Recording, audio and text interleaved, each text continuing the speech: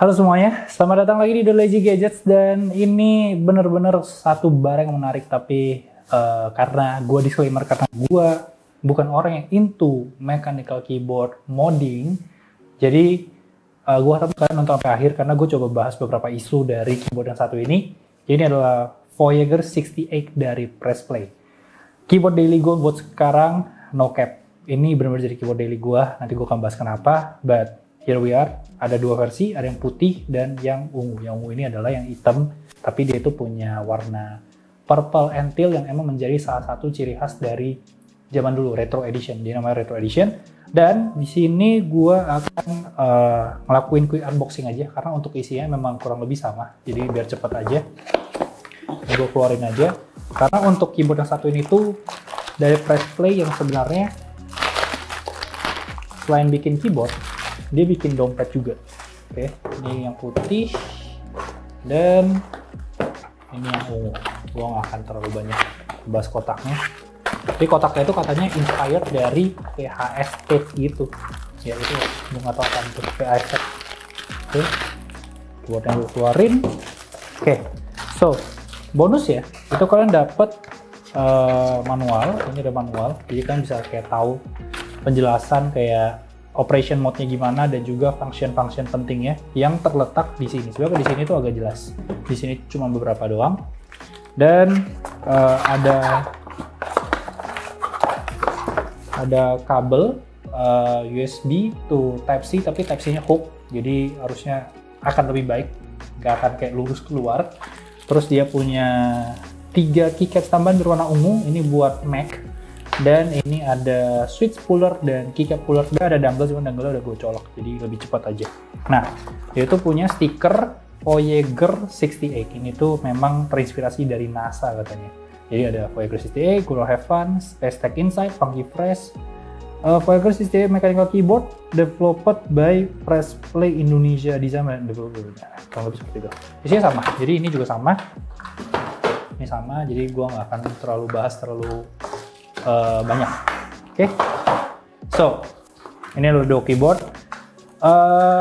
Cukup menjadi sebuah perbincangan hangat sebenarnya untuk dua keyboard ini di forum-forum. Gue juga sempat ngecek, jadi cukup banyak sebenarnya yang request gue untuk ngebahas kedua keyboard ini. Dan yang gue pakai sehari-hari itu adalah yang ini karena warnanya lebih lucu. Jadi di sini ada dua warna. Yang pertama adalah hitam, yang Retro Edition dengan warna ungu teal dan putih, di mana ini fully design katanya dari si Pressplay sendiri untuk fontnya, warnanya sekali lagi dan keycaps dan segala macam ya. Sedangkan ini yang warna putih buat kalian yang jauh lebih minimalis dengan ya harusnya desainnya juga dari dia sih. Dan ini tuh layout 68%. Nah, yang menjadi hal yang gue suka adalah dia itu ada koneksi 2.4 GHz yang no delay sama sekali. Nanti gue akan bahas lebih dalam. So, dari desain dia itu pakai sistem clip. Jadi dia itu bener-bener nggak ada baut sama sekali. Jadi bener-bener clip. Jadi mungkin akan agak susah buat dibuka. Untuk bawah dia punya 2 level untuk si riser ya. Dan yang menarik adalah ini. Power untuk USB-nya. Colokan untuk on-off-nya. Untuk ganti mode ya, semua itu di bagian samping. Jadi gue kurang suka karena kalau mungkin tadi L-hook akan terlihat rapi. Tapi kalau PC gue di kanan itu akan muter jauh yang somehow tuh gue nggak suka aja gitu. Tapi karena ini ada Bluetooth 5.0 dari dangle-nya, jadi itu nggak ada masalah sama sekali. Dan di sini yang perlu gue bahas adalah di sini ada sedikit perbedaan antara yang hitam dan putih selain dari warna. Jadi yang hitam ini dia pakai keycaps PBT die sub, sedangkan yang putih ini dia tuh pakai double shot ABS. Jadi di sini juga dia RGB-nya tembus, yang ini tuh nggak ada tembus dari tulisannya, jadi itu dibikin bolong. Gue akan coba nyalain biar kalian bisa ngeliat. Nih, bisa ngeliat. Gue akan coba nyalain Bluetooth aja mungkin biar dia tuh nggak ketik di PC gue. Gue pindah dulu. Nah, nyala nggak ya? Oh nggak, berarti yang nyala. Oke, ini ada RGB-nya. Ini juga ada RGB-nya harusnya. Nah, ini adalah kedua RGB-nya. Untuk ganti warnanya kalian tinggal FN. Nih, kalian bisa ganti warna. Nih, terus bisa diganti semuanya. Terus dia bisa brightness naik turun. Terus dia bisa ganti warna nih. Ada 8 warna. Nah, ini ada page up, page down. Ya, kurang lebih seperti itu. Ini juga sama, kan? P ganti. Mana sih? Nah, ganti. Jadi ini sebenarnya tinggal urusan kalian ngapal aja. So, tadi gue bilang masalah konektivitas, selain kalian bisa pakai kabel, kalian bisa pakai Bluetooth, dia Bluetooth 5.0, dia punya 3 profile yang bisa kalian simpan, bisa kalian pakai di PC, dan juga smartphone, dan juga tablet, dan juga dongle 2.4 GHz ini yang gue pakai, yang nggak ada delay sama sekali. Nah, ngomongin dari si keyboard ini, tadi dari sisi desainnya gue juga lupa bahas dikit dari build quality-nya, selain tadi dia nggak ada baut sama sekali, ini masih terhitung kokoh. Cuma waktu gue coba cek-cek di forum karena gue nggak bongkar, dia bilang beratnya itu datang dari PCB. Jadi emang beratnya itu dari PCB, bukan dari si plastik ini. Dan so far, gue pernah ngetik beberapa kali itu dia ada suara cetek-cetek yang kayak plastiknya itu ketekan, terus kayak keangkat sendiri gitu loh. Dia kayak ke-recover sendiri, itu yang gue rasain. Tapi nggak ada masalah sama pemakaian, nggak ada yang rusak dan segala macam ya. Nah, dari sisi keycaps, gue ngerasa PBT yang di sini tuh cukup istilahnya itu cukup tipis. Jadi dia tuh PBT tapi nih tipis. Jadi gue coba nyalain lebih tinggi. Harusnya ini karena nggak ada lampu jadinya nggak kelihatan. Tapi ketika nanti di biro mungkin kelihatan kalau LED-nya itu sampai tembus ke keycaps-nya. Gue coba pakai keycaps dari Year of the Red gue itu nggak tembus. Ya Year of the Red sih. Tapi setidaknya itu jadi gambaran buat kalian. Nah ini kalau di sini ini harus matiin dulu. Nah ini dari tulisannya itu tembus karena emang dibikin seperti itu, dia itu ABS. Oke, ngomongin gaming experience-nya, ini gua nggak ada masalah sama sekali. Jadi gue bisa main game dengan nyaman. Gue mainnya itu benar-benar pakai 2.4 GHz, main Valorant, which is perlu fast respawn. Itu nggak ada masalah sama sekali. Jadi gue seneng banget karena gue bisa bikin sebuah setup minimalis. Gue pakai ini, itu udah aman. Meja gue tuh bener-bener bersih banget dan juga ada headset gue yang headset gue itu Bluetooth pakai Sony WH-1000SM3. So far dari 2.4-nya gue cuma pernah ngerasain masalah tuh sekitar 3 kali dari pemakaian sekitar mungkin udah mau 2-3 minggu, dimana ketika gue klik S nih, dia tuh kayak nyangkut S itu panjang banget. Itu harus gue matiin dulu, habis itu gue colok lagi pakai wired, baru gue ganti ke dongle lagi, itu baru nggak ada masalah. Untuk baterai sendiri itu di 1900 mAh, gue nggak ngetes berapa jam karena gue pakainya kalau habis baterai ya gue cas aja, gue nggak pernah ngitung exactly karena jam kerja gue kan juga nggak pasti, kadang bisa 12 jam, kadang bisa 14 jam, jadi gue nggak bisa ngasih gambaran, tapi dia di 1900 mAh.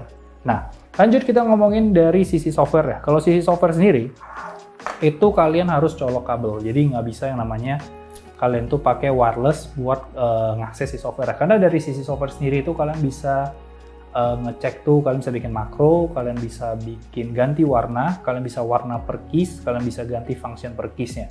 Cuman sekali lagi itu belum bisa dilakukan secara wireless, jadi mungkin next time dari si Press Play sendiri itu bisa ngasih update untuk masalah wireless ini. Dan juga satu hal yang cukup disayangkan adalah dari software sendiri itu gue rasa masih kurang matang. Gue mencoba ganti wave, ini kan ada wave nih, nah ini kan wave nya harusnya wave kiri kanan nih. Nah dia itu nggak bisa ke kanan kiri, padahal itu udah diganti left dan right. Terus dari sisi warnanya juga, kalau dari keyboardnya sendiri, kalian tuh nggak bisa bikin keyboardnya itu kayak lebih gelap dan terang kecuali statik nih. Ini kalian nggak bisa ganti kecuali dari software. Jadi sebenarnya masih banyak hal yang bisa diperbaiki dari sisi software ini. Semoga kedepannya lebih matang. Nah, sebelum gue ngebahas ke ASMR lah, sebelum masuk ke ASMR, gue pengen bahas dikit tuh adalah di bagian moddingnya. Walaupun gue bukan orang yang sangat-sangat mengerti lah untuk modding ini, cuman gue banyak belajar dari Luis masalah, Luis keren kita ke ID ya, kalau kalian nggak tahu. Masalah kalau ditaruh powernya di samping begini, ini tuh somehow ngebuat si keyboard ini tuh susah di modding, karena mostly gue ngelihat emang portnya kalau nggak di sini, ya di tengah sini. Jadi cukup aneh ketika gue ngeliat dia datang di sini. Cuma kalau gue pribadi, sebenarnya gue nggak masalah karena pertama gue itu nggak terlalu peduli modding. Gue itu yang penting 2,4 GHz dan dia itu bikin setup gue clean, dan gue paling urusan gue adalah ya urusan ganti keycaps. Walaupun sebenarnya dari keycaps ini gue suka banget warnanya. Warna itu lucu banget, cuman tembus LED-nya itu bikin agak ganggu buat gue pribadi, kayak somehow tuh kayak terlalu tipis yang ngebuat tuh tembus. Terus kalau kita ngomongin dari masalah modding, tadi gue juga diajarin dikit sama Luis masalah PCB. Dimana PCB ini tuh ada yang south face dan north face. Jadi itu berhubungannya itu sama keycaps. Jadi di sini mungkin gue akan coba buka switch-nya kalau mungkin kalian bisa lihat. Tapi kalau kalian nggak bisa lihat, nanti gue akan coba kasih dari gue akan coba dari B-roll. Nah ini keycaps-nya kalau gue buka. Nah Tadi gue coba buka switch-nya, itu cukup keras. Jadi ini sebenarnya hot swap 5 pin, jadi harusnya cukup universal karena kita udah ngomongin 5 pin, cuman ini agak keras. Ini bener keras banget. Gue nggak tahu ini keras apa emang cara gue bukanya susah. Cuman setahu gue kemarin waktu gue bahas Paradox Cruise DIY itu nggak sekeras ini. Jadi harusnya ini hitungannya agak keras sih. Jadi mungkin agak effort buat kalian ganti switch dari keyboard ini. Ya sekeras sih, kalian bisa ngeliat suara gue tadi sampai terengah-engah gitu. Nah ini adalah switch-nya.